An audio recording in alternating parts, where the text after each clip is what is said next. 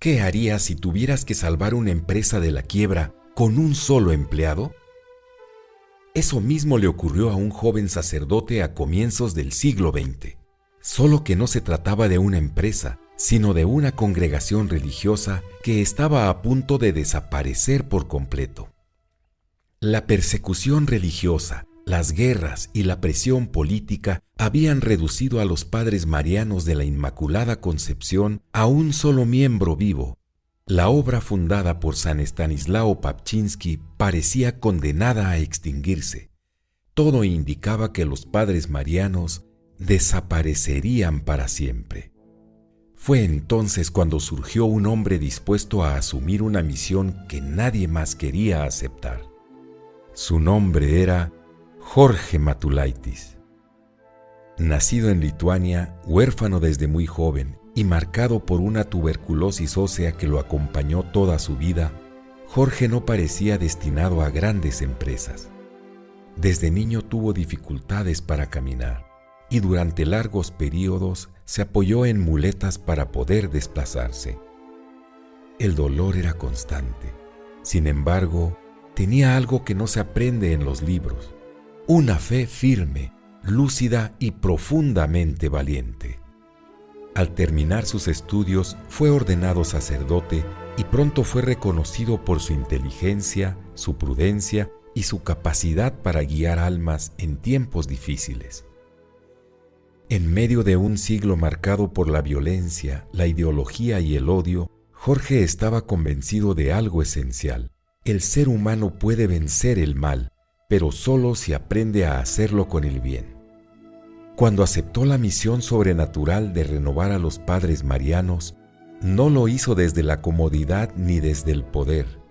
Lo hizo en secreto, bajo vigilancia, en un contexto de persecución real en el que su vida estaba en peligro.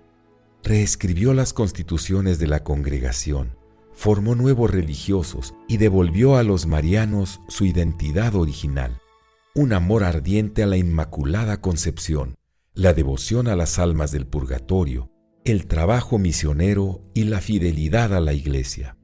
Ese era el centro de su vida.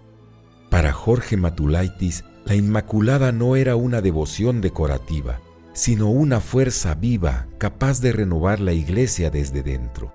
Unido a María, ofrecía su sufrimiento, su enfermedad y su trabajo silencioso por las almas, especialmente por aquellas que más necesitaban misericordia.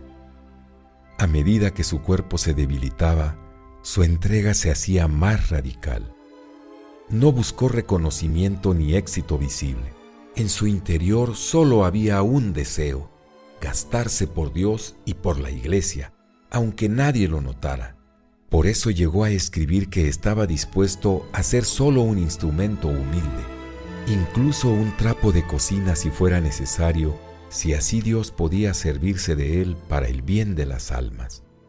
Fueron tantos los dolores físicos, las persecuciones y los ataques personales que tuvo que enfrentar, que su vida entera puede describirse así. Jorge Matulaitis fue un hombre que caminó entre el fuego. Nombrado obispo y más tarde visitador apostólico, trabajó incansablemente por la paz y la reconciliación en una Europa desgarrada por los conflictos políticos y nacionales.